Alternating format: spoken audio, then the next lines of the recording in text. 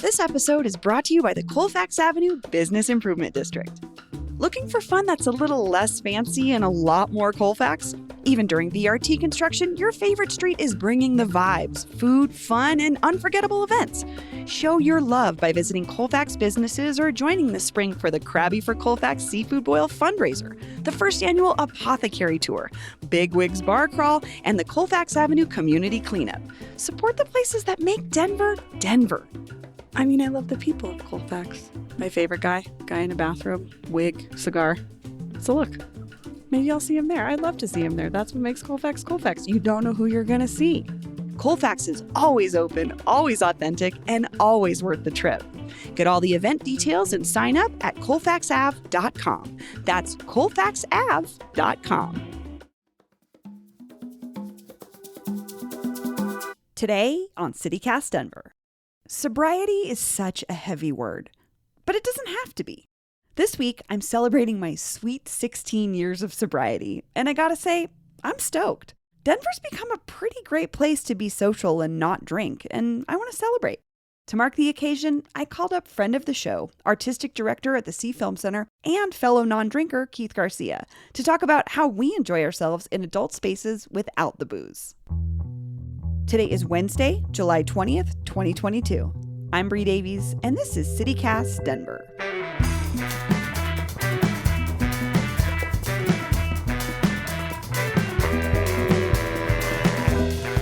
Because that'll make it the way that phones pick up voice. Yep, just like that. So you just pretend you're chatting with me on the phone. Perfect. Like normal. Keith Garcia, welcome back to CityCast Denver. Hello, Bree. I was thinking about this all morning, being officially having to introduce you. Like, I don't talk to you every day. But I'm so glad you're here. I'm glad I'm here too, Miss Davies. That's always how I feel too. I'm just like, hello, Miss Davies. Thanks for having me. It's a pleasure. So we're talking about not drinking in the city. And I say not drinking over sobriety because, well, I'm celebrating my sweet 16 sober anniversary this week. Woohoo! Woohoo! And you have been my friend for over a decade, and you've only known me as a sober person, which is cool. But something about our friendship and relationship is that we like to do a lot of things that often could involve alcohol, but don't. And I wanted to talk to you because you're not sober. You're just a person that doesn't drink very often. How would you describe your relationship with alcohol? My relationship with alcohol is it's just an acquaintance. Yeah, I don't think I've ever seen you with a drink in hand, honestly. I suppose I was lucky enough to be born with like zero taste for alcohol. Yeah. So the thought of a beer, a whiskey, and any of that stuff like isn't. It's always just been different. Everyone else has been like, oh my God, I need a beer. I need a drink. And I'm like, I don't need any of that. Like, there literally is no need inside of me to be like, give me that. And it's always just kind of funny because, you know, beer culture and all that stuff, all these people being like, try this thing. Try this one. Maybe this one will change your mind. And I'm like, these all taste like wet ashtray clippings. Like, I don't understand what the draw is, but you know. It is funny though. There's this expectation like we don't want to go out and do whatever other adults are doing and just not be drinking at the same time, but we will pay for like a cool, like I think about how Kokoro carries Ramune, those like the sweet sodas, or even like Uncle, the ramen restaurant, has a really good ginger beer, or they serve Mexican Coke, or, you know, like just something like that is enough to say, oh, thanks. I'm going to be here a while. I would love a nice drink. Exactly. And I think this probably started for me, at least my flying through, you know, the bar atmosphere. I mean, I think you were too, obviously. We come from the days of Rock Island and all ages nights. at these Yes. places where we literally could not drink. But we were like, we're in a social situation. And at some point when they would when the 21-year-olds would show up at 10 p.m. Um, I was a big tracks underage night, girl, 16 and up night kid. Exactly. But then they'd get a wristband, or you'd get X's on your hands, and you still couldn't get that booze. But that was the thing, is for me, I was like, I didn't care. But it changed the atmosphere where you're like, oh, I don't want to appear like a kid, so I need to have something in my hand. And it wasn't like, I definitely need a drink. It was more like, hey, what can I have in a cup that I'll enjoy? And, for the most part, it's always just either soda, water, and lemon, or a Coke.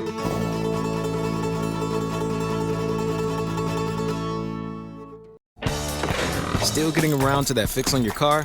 You got this. On eBay, you'll find millions of parts guaranteed to fit. Doesn't matter if it's a major engine repair or your first time swapping your windshield wipers.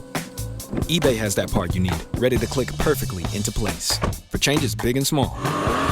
Loud or quiet, find all the parts you need at prices you'll love. Guaranteed to fit every time. But you already know that. eBay. Things, people, love. Eligible items only. Exclusions apply. What's the thing, like, I'm thinking about someone who maybe is thinking about not drinking and is concerned, like, oh God, there goes my social life. What is it that draws you out to the dance floor, to the places where everybody around you is maybe mostly drunk and you're still having a good time? Like, what's your mindset? How do you do that? This has been situations too I've been in over this last year. Going to there've been some good, like, queer dance parties like Junk Drawer and stuff like that have popped up over town. And in those instances, it's like, oh, I really like this DJ. This DJ is doing some, good job. I'm just going to go on the dance floor. And to be honest, I'm not a fan of, even like with a Coke, if you're on a dance floor, don't be carrying your drink. That's one of those things where it's like, let's just get that rule out of the way. But it is the company you keep. It's the atmosphere. And, I do mention Junk Drawer. And Junk Drawer is is it like a monthly ish? It's a pop-up queer dance party that lately has been occurring at the Triangle. But I think they do move around every so often. But it's a very queer, safe space to just celebrate, dancing and your queer friends and all that stuff. So I think part of it is seeking out spaces that are focused on something else. Like Junk Drawer is something that's focused on the queer community and creating a safe space. Or like you said, a really good dance party, which I know, you're a music freak. Like music drives, other than movies, music is like one of the things that really drives you. For sure. And so if there's like a really good dance night or like a DJ, plays really good music, like going to that night, focusing on enjoying the music, that's sometimes how I try to think about getting through, a whole night, because I stay out till 2 a.m. like twice a year and I want to have a good time. So there's got to be something else there other than what draws some people, which is like cheap drinks. Yeah. I think one good thing is like, I'm hoping it's a trend in regards to people opening new spaces, but I think really knowing what your vibe is, and that might sound hippy dippy. No, I get it. But I went to Scorpio Palace for the first time. And Scorpio Palace is the new event space / hair salon run by Lauren Zwicky, and it's in the she's a DJ and a hairstylist, among other amazing things, but it's in the old Rhinoceropolis space. Yeah. Okay. And I went there for the first time. They just had like a dance night, and the DJs were really good, and like they had like a little bar set up, a teensy but it wasn't the bar. focus. It wasn't the focus, and like I just got like a LaCroix, and then I was like, the space is small, but then everyone's just like dancing and vibing.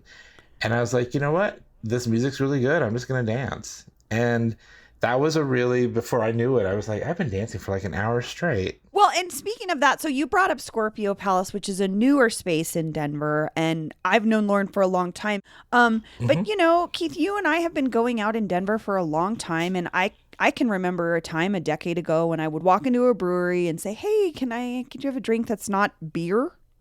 And they would be like, "Oh, here's a jug of water at the end of the bar." Yes. And that's changed quite a bit. I mean, I think about Ratios had kombucha and nitro cold brew on tap. Like, do you think that, are we seeing more of a trend in Denver towards non-alcoholic options or non-alcoholic centered spaces for adults?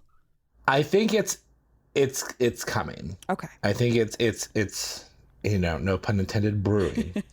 and I think it is just, actually, What? I was this sparked in my head yesterday, and I was like, oh, that would make perfect sense why these things are sort of coming around. I think during the pandemic, people really started to understand their alcoholism or their relationship to things like booze at a time when we weren't going out Right. for a long time. Right. For the most part, a lot of people spent a year not going out. And so it became a question of like, well, am I bringing the booze home? Yeah. Am I making a party here at home? Or what was it that you missed so much about going out? And I started to think about like, but how often do I want to go out? And where do I prefer being at home? And when I do go out, what is important to me? And for the most part, what proved to be important for me in returning to bars and clubs is my friends and the atmosphere. That's what I truly missed. It was never about what I was drinking. And that, I think, if that was coming to me in my pandemic time, it has to have happened to a lot of other people, whether they realize it or not. Yeah. And I think to me, it almost emphasizes the extra special need for public spaces that aren't alcohol centered, or at least it's not the main attraction, so that when we come out of our, as we continue to, I mean, it still feels strange sometimes, like to be in a room full of people. But as we do that, we need to have more options. And I think something like, like the Junk Drawer Dance Party or events at Scorpio Palace, or like Clear Heads. The last one's happening this weekend at Fort Greene on Sunday, which is Jen Cordy's alcohol, booze-free hang. And she's like you in that she just doesn't really drink. But she's creating this space that people were missing, which is like hanging out with friends, enjoying ourselves, loving good music. That's the thing, is you just literally don't need booze to have a good time. I mean, running the Sie Film Center is a huge, addition to our bottom line and everything, to have a bar at a movie theater, which is a rarity. Sure, absolutely. But the point is not about the bar. Like, the bar is such a nice accessory to a really great theater. And if drinks are your thing, then cool. We have an amazing bar staff that creates really great stuff. But you tell them you're not drinking booze and they'll be like, cool, I can make this for you, like on the whim. Yeah. And like, I'm also thinking about an option like having a bar in a movie theater is like, a lot of times you want to meet before the movie, or you want to meet after the movie and talk to your friend about the movie. And I find myself doing that so often at the Sie, and I've never thought twice about the fact that I'm not drinking alcohol in a bar. And it's never been I've never been made to be uncomfortable. The bartenders are equally cool to me, whether I'm getting a drink for someone else or not, if I'm just getting a Coke, whatever. And I think that just drives home this idea, like, we just need these spaces that are not centered on alcohol, but are places where we can hang out, Exactly.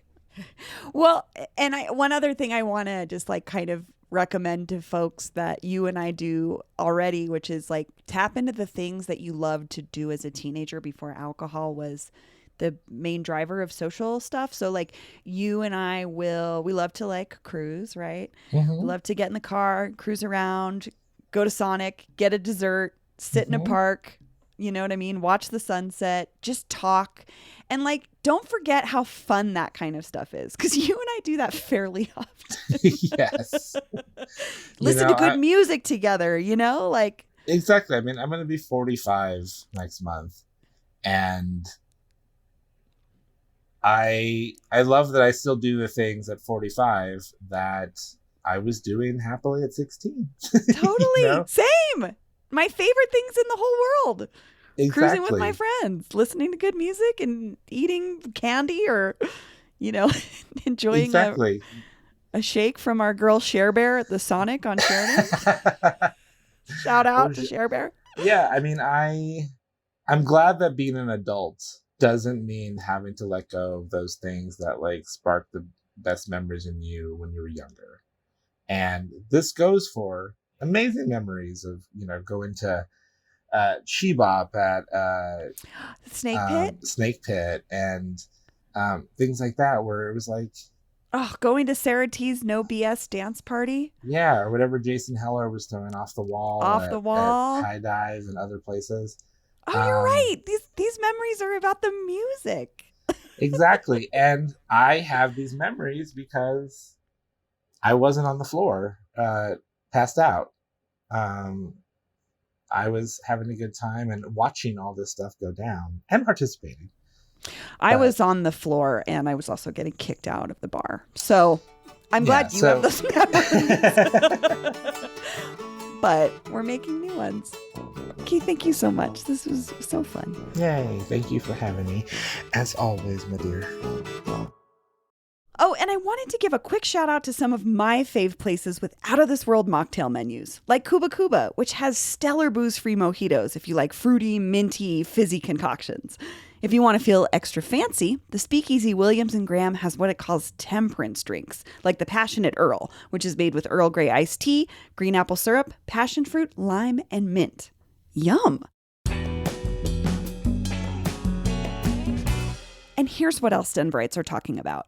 After hearing Mayor Hancock talk about hiring additional police in his State of the City speech on Monday, I have to mention an incident that happened over the weekend. Around 1:30 Sunday morning, as the bars in Lodo were letting out, there was an officer-involved shooting on a crowded street that left 6 people injured. According to the Denver Post, officers say they saw a 21-year-old man go for a gun in his waistband when they opened fire, injuring the man and 5 bystanders. One eyewitness told Vice that it was, quote, definitely a little traumatic to see that go down, to see police just randomly shooting into a crowd of people.